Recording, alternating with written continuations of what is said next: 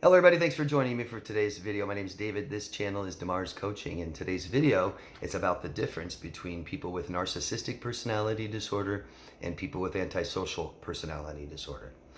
I'm not going to get totally into the diagnostic criteria, and this isn't to diagnose anyone. I want to be very clear on that. We don't diagnose people. I'm making this video because I know you guys want it. I know that we may be a little hypervigilant. I hope I'm not feeding into that, okay? I know we want to know the people in our lives, the people we had relationships with, the people that were toxic and abused us. We want to know what they were. And I believe it can help us in some way if we know that they have a personality disorder, such a unhealthy mental illness that will help us, I think, alleviate some guilt and some shame, some obsessive thoughts about could it work, all these kinds of things. And we want to know this information. We think it's very interesting. That's why you're watching this. So I'm just going to go into some of the things that I've learned over the many years of studying these behaviors, of having these types of people in my life, okay? We all know what narcissists are. I'm not going to get into that. Grandiose, entitled, things like this. I'm talking about the difference between these two personality disorders, and the real difference comes into the antisocial. It is said, not necessarily true, but it is said that people with antisocial also meet the requirements for narcissistic personality disorder. These disorders are on a spectrum, especially with antisocial personality disorder. There's higher functioning and lower functioning. The psychopaths, the murderers that you see on TV is not a fair representation of this disorder. It's the extreme 2% of the disorder.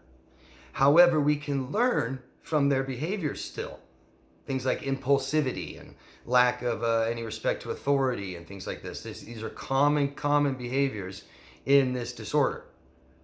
Not necessarily taking people's lives, right? That's not very common, okay? Okay.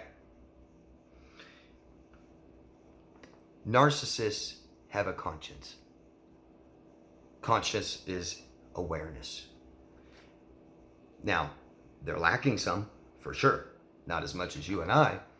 They reject themselves and who they are, right? They're fake and liars. That means they're not aware very much of who they are.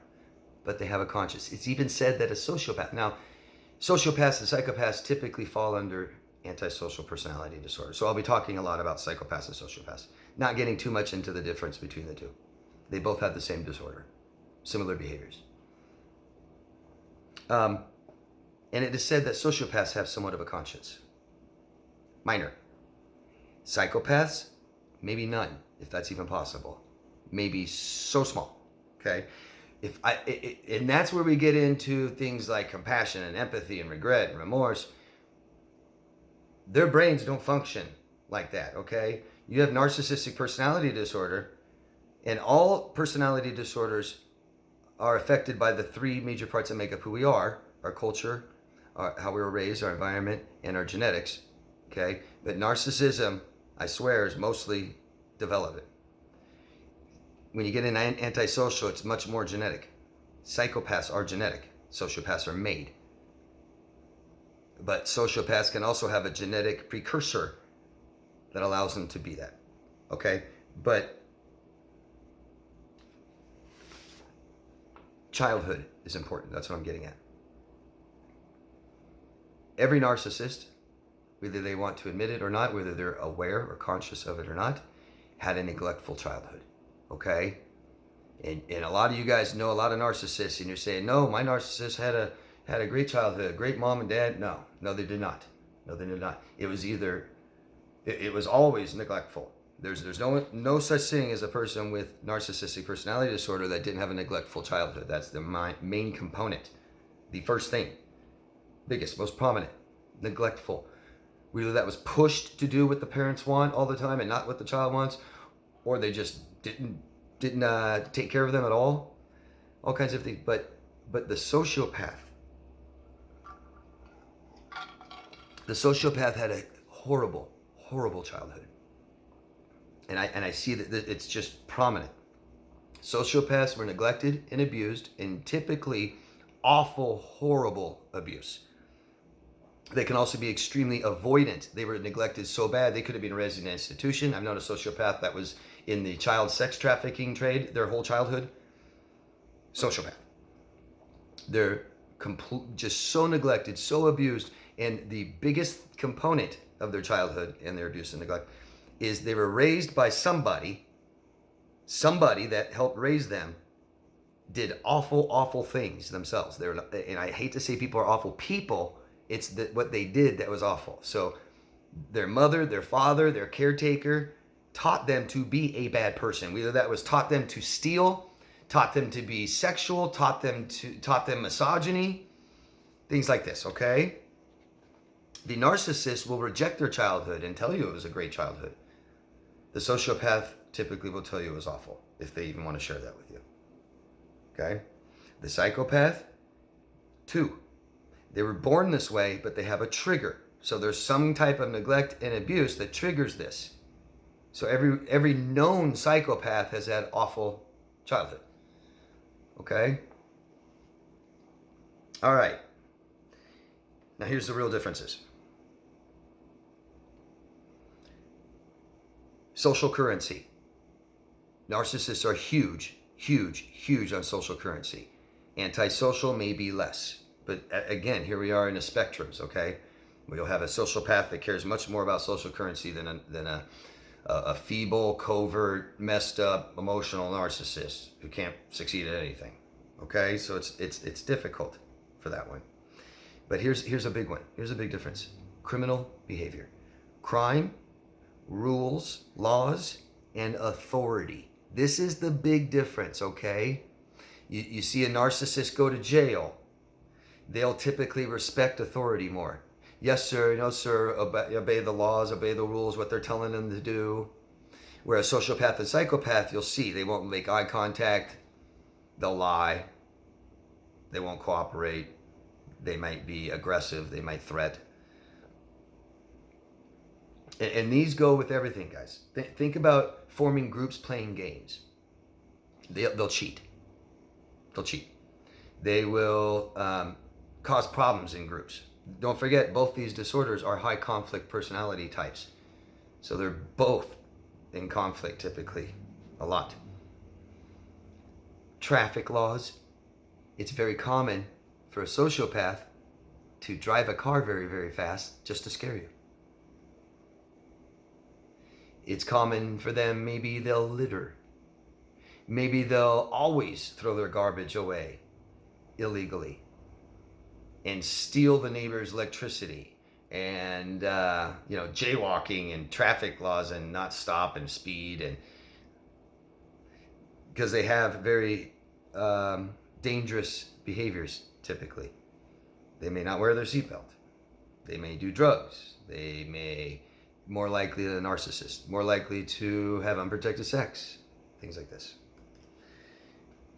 They're impulsive. They're more impulsive typically than someone with NPD. Someone with NPD could be passive-aggressive, more passive-aggressive, right? They might wait 6 months and hurt you and say, well, because you hurt me 6 months ago. Not so much a psychopath, sociopath. Sociopath will hurt you right away. They won't think first. They severely lack self-preservation. So, as many of you guys know, there's a person stalking me for years, making videos on YouTube publicly, committing crime. It's criminal. They don't care. They justify and rationalize all of it. It's all because I'm a bad person. It's okay. Right? And they make threats. Sociopaths, psychopaths threat a lot. Very aggressive, very violent. They will make threats all the time. Take threats seriously. The person stalking me will say things like, I'm taking you down. I'll take him down. I won't stop forever. For the rest of my life, I won't stop until I take him down, and I will go down with him. Psychopathic, sociopathic quote. You won't hear narcissists typically say that. They have some self-preservation. No, I don't want to go down with you. Where the sociopath, psychopath, impulsive. No rules, no boundaries apply to me. I can do whatever I want. You hurt me, I hurt you back immediately. I don't care what happens to me. I get killed too. Oh, whoops. Can't think that far. And that leads me into can't plan. People with antisocial personality can't plan the future. Way worse than a narcissist. Are you seeing that the antisocial is starting to make the narcissist seem not so bad? Huh?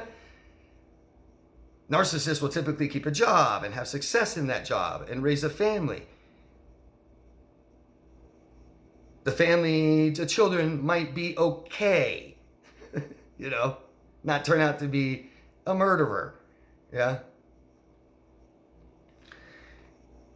Parasitic. People with antisocial are parasitic. You see, the bottom line is, with people with antisocial, everything is exploitation. Every single thing they do is exploitation. I wouldn't say that about a narcissist. I think a narcissist can genuinely do something nice. Maybe not expect return. They may use it later, right? You hurt me. Well, remember I did that nice thing for you? The sociopath and psychopath cannot not exploit. I've seen it. I've seen dishonest sociopaths that are clearly exploiting people and their friends, and they'll say, no, I don't. I don't abuse. I don't exploit. I'm very loyal. No, you're not. No, you're not. You think you do. You lack a conscience. You're not aware that you don't. Exploit all the time. I've seen a sociopath literally not want to exploit people anymore. I don't know if that's genuine or true, but this man that I knew that was diagnosed antisocial, they said he's a sociopath, he didn't want to exploit people anymore. And he had he couldn't not do it. He had no impulsive control. He had nothing. The only way he can't exploit people, and he says everyone else with the disorder too, the only way is to completely isolate. He said he cannot have an interaction with somebody without thinking about how I can get something from them. Because without that, there's no reason for the interaction. These are antisocial people. They're not social. They may be charming, they may be able to communicate, they may be the president of a whatever and head of a group, but they're high conflict, they can't communicate very well, and they're always going to exploit you. And as they do, every single thing they do, they justify and rationalize. I mean, everything. Sometimes a narcissist can take some accountability. Sometimes. Only sometimes. We're antisocial. Never, ever will they say, yep, you're right, that's my fault, my bad, I won't do it again. A narcissist might.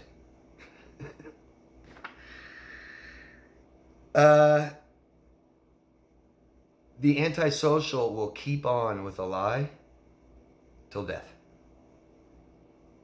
A narcissist, when faced with all the evidence, they might stop lying. They might say, okay, you're right. You'll see this big time in interrogations, not just murderers, criminals. The sociopath, psychopath will never, ever, they'll just keep lying, more lies. They don't care if the evidence is right here. Here's a video of you standing here in front of this house. Nope, that's not me. Nope. And they have no much conscience, so they don't care about lying. So the narcissist, sometimes when they lie, you'll see them. They'll get nervous. They'll act different. They'll get afraid of getting caught. They might be ashamed, not make eye contact. The sociopath could pass a lie detector test. No reaction to lying. It means nothing to them. Psychopath will sit there and have a conversation about something awful they did to somebody, and that person was the closest person in their life, and they just did it hours ago, and they'll just sit here calmly and tell you all about it. Narcissists won't. They'll freak out. Violence. Way more typically violence. Solve things with violence. Attacking people. Now this is aggression. There's social violence. People online making smear campaigns, like the person I just used as an example. Complete sociopath.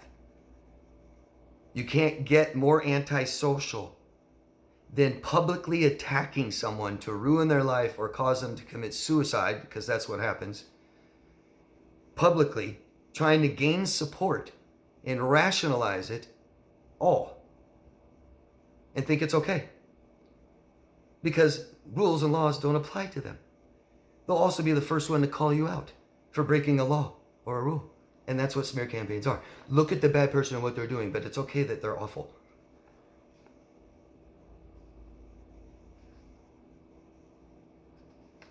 And again, touch on the childhood. The antisocial had conduct disorder before age 15. Already conflicts, already fighting, already violent, already not obeying rules and laws, getting in trouble at school, but passing it off as no big deal. Screw authority. Put them in front of a police officer and they're not too scared, still don't respect them. That's how they grew up, okay? I don't know what they'll tell you. They'll typically be more honest about their childhood.